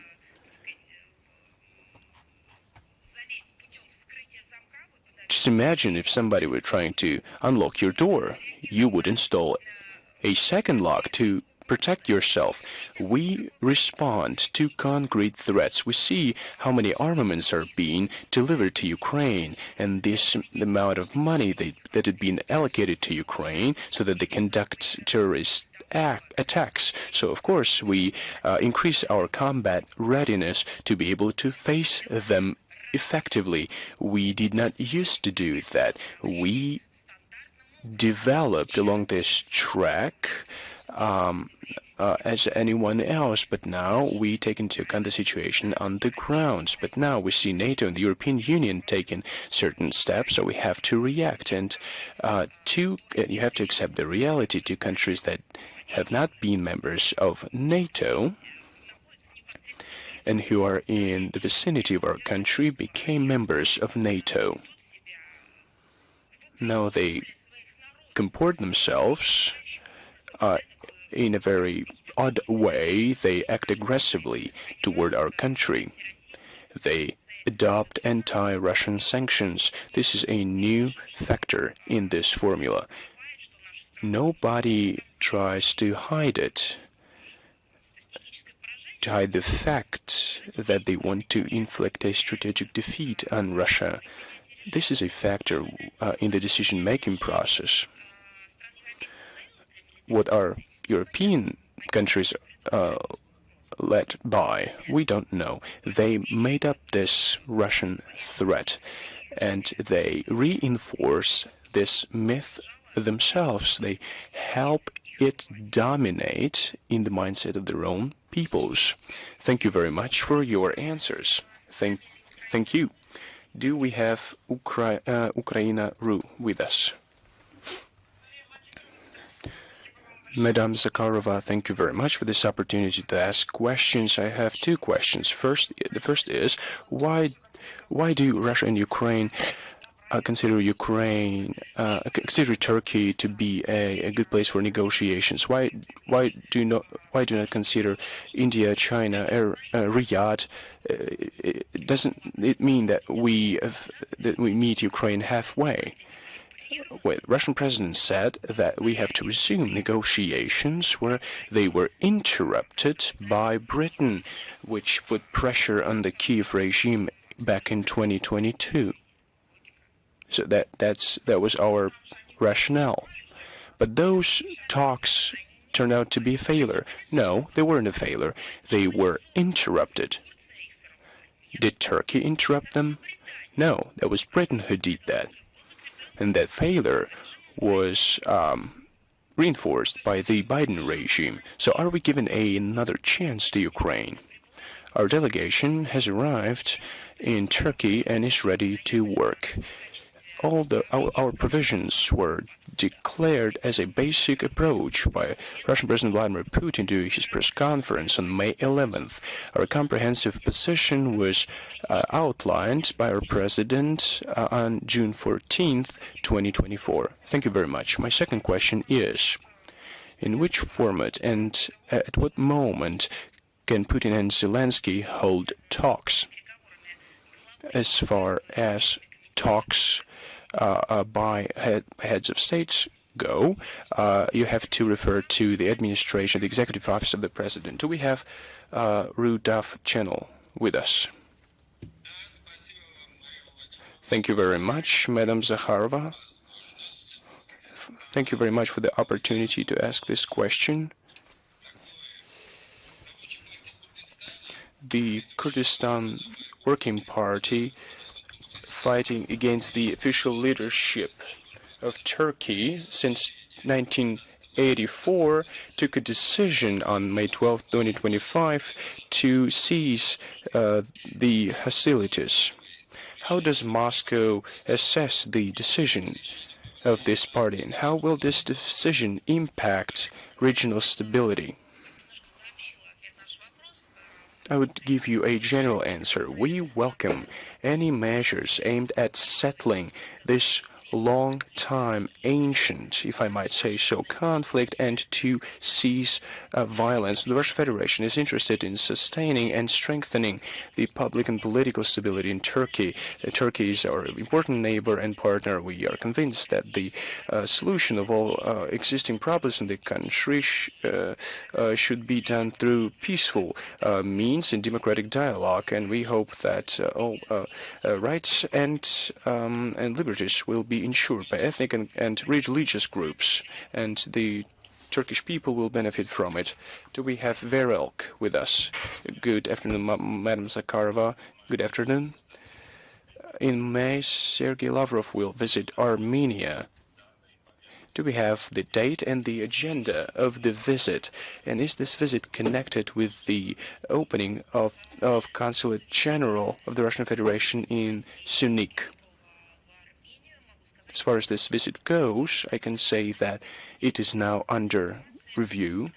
We will share all details of this visit with you, and we will answer also the second part of your question later. Do we have Reuters with us? Madam Zakharova, good afternoon. We have a question regarding today's talks in Istanbul. You have already answered the first part of my question, namely the provisions that Russia is going to present at these talks.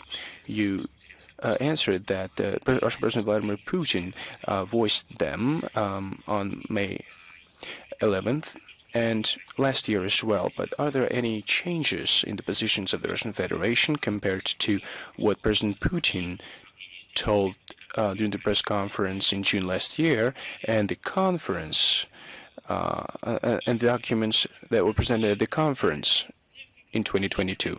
Let me answer your question. Yes, there are changes in our positions, and they are reflected in accordance with the changes on the ground. We just got a report from the Ministry of Defense of the Russian Federation. The Russian army liberated the settlements of Novoalexandrovka and Torska in the DPR. So these are changes on the ground that you're talking about.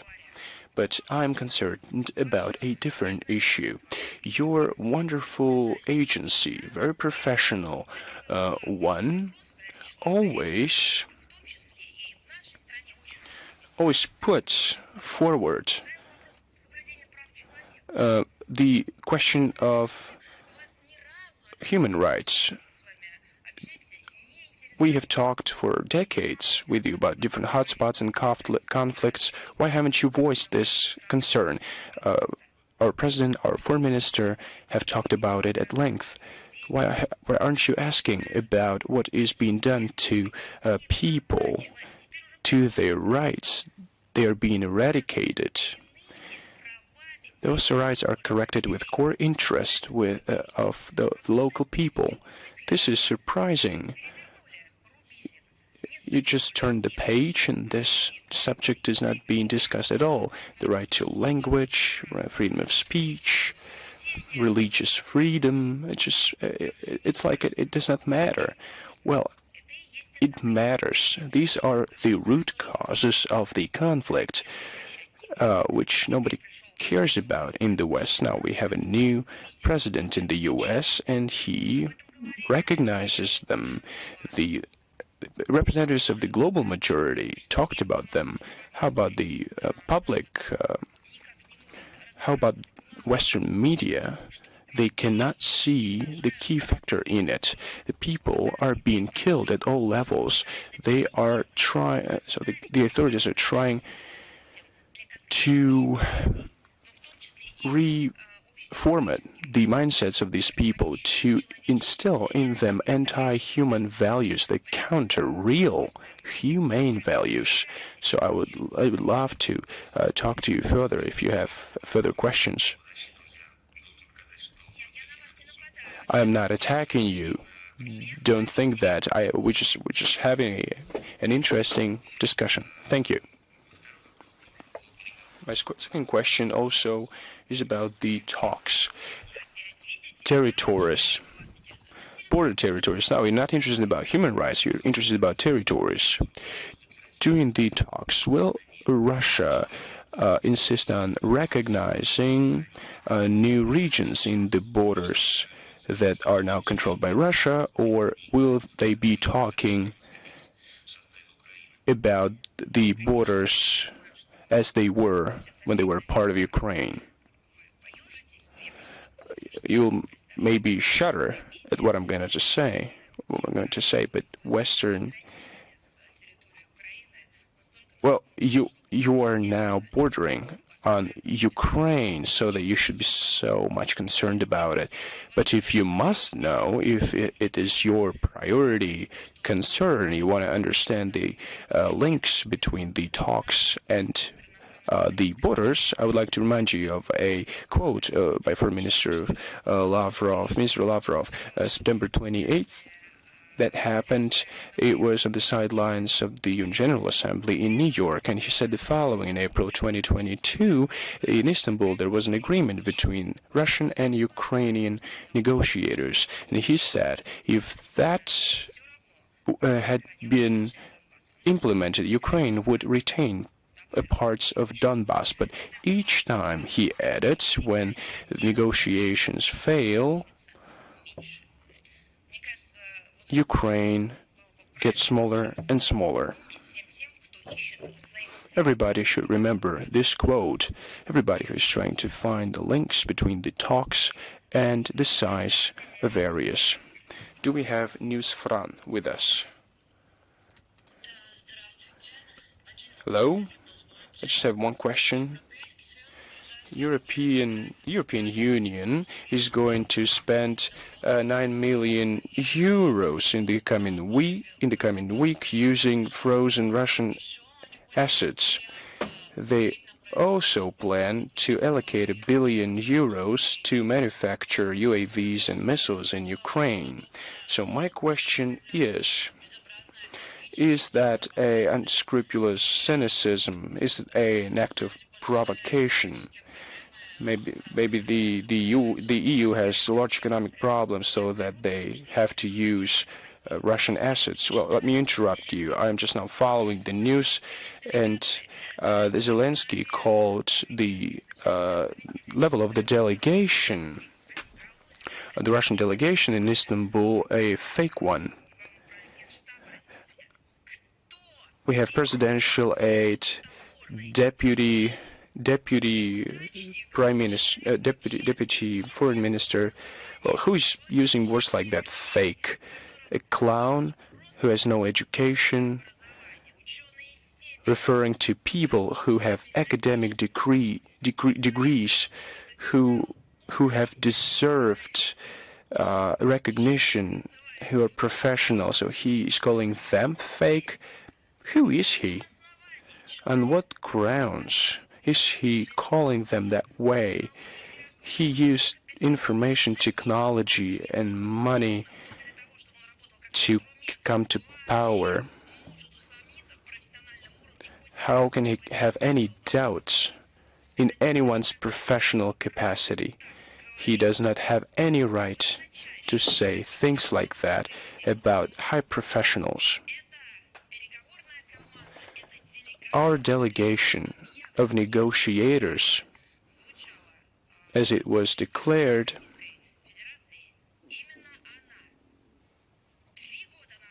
three years ago, gave this fake regime a chance to preserve the country and the people.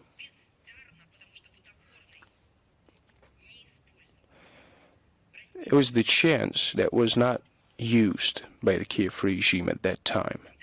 I'm sorry, but, well, I just had to say that. I wanted to ask you about the intention of the European Union to spend 900 million euros using Russian frozen assets to supply the Ukrainian regime with weapons, and additional 1 billion euros to manufacture UAVs and missiles. Is that an act of cynicism, provocation, or do they have just large economic problems, so they're just stealing Russian assets? It's all that you've mentioned, their economy, their development, their hypocrisy. Of course, it's hypocrisy.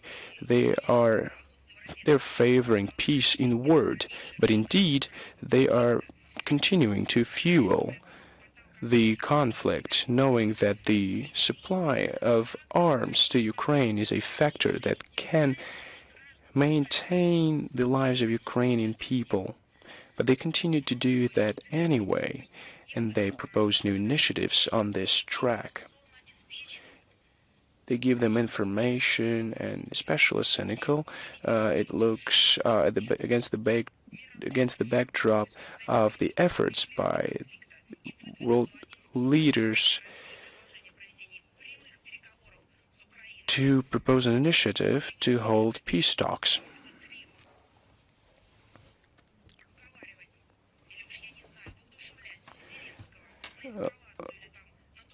Well, now we have those three leaders who are encouraging Zelensky to escalate the conflict further.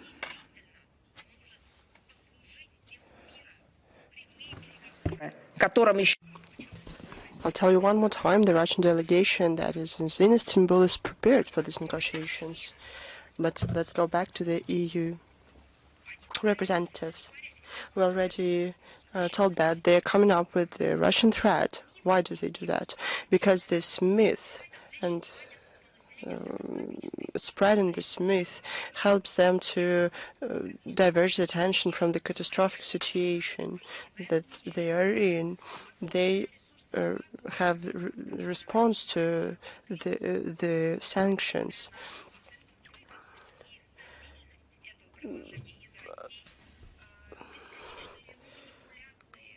We see manipulations on all the tracks with in economy, finance.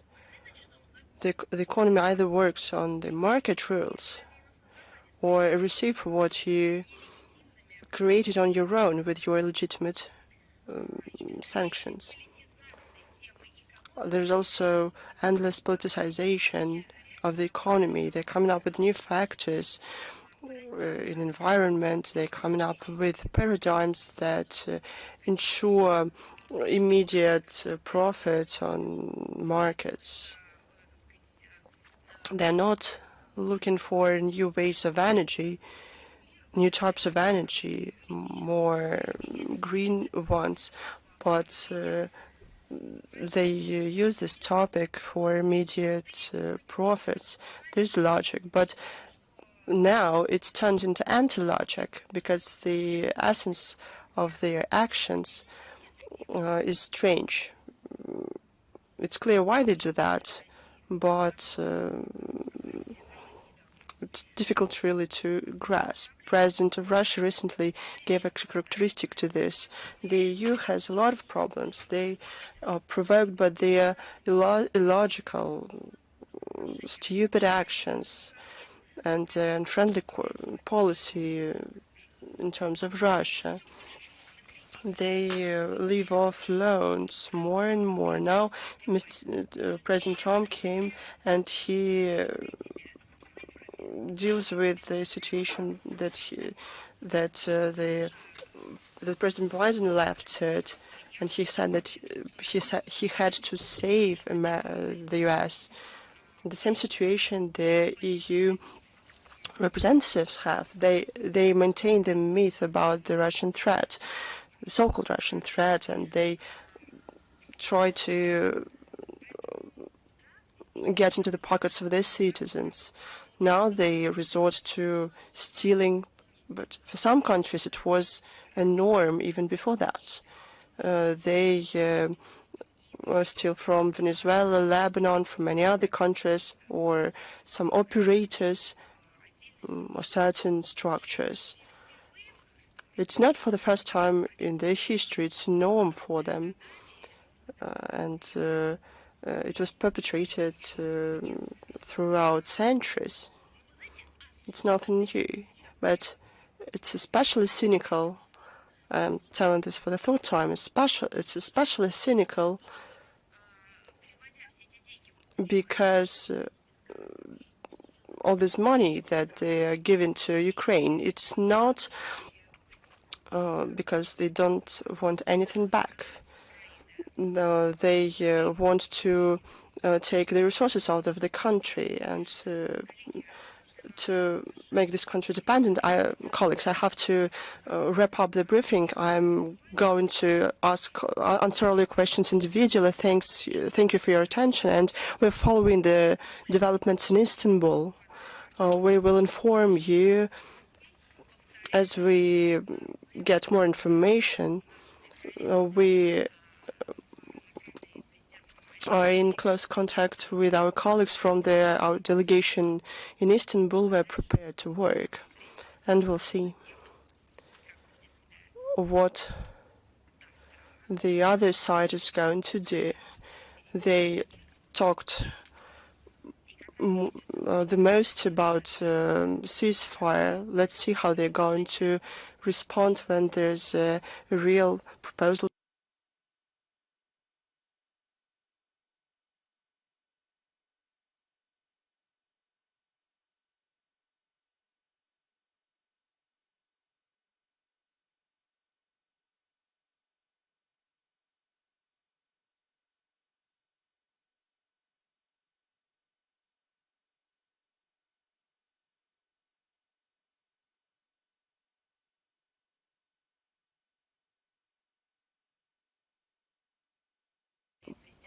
Are in close contact with our colleagues from our delegation in Istanbul. We're prepared to work, and we'll see what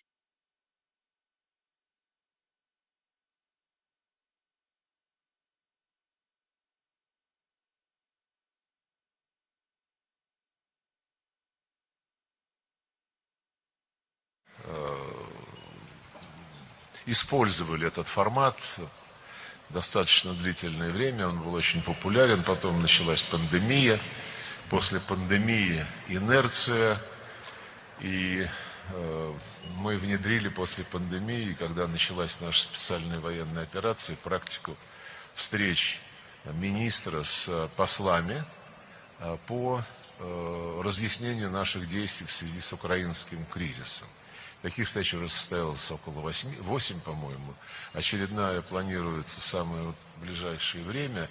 Но я очень рад, что теперь мы возобновляем полноценную работу дипломатического клуба, которая будет посвящена рассмотрению всех интересующих вас проблем, в том числе с подключением нашего экспертного сообщества, академической науки, деятелей культуры, искусства, ну и, конечно, представителей российских регионов. Я очень рад видеть здесь Глеба Сергеевича Никитина, губернатора Нижегородской области, который много внимания уделяет внешним факторам развития своего региона, укрепления связей в контексте нашей внешнеполитической линии.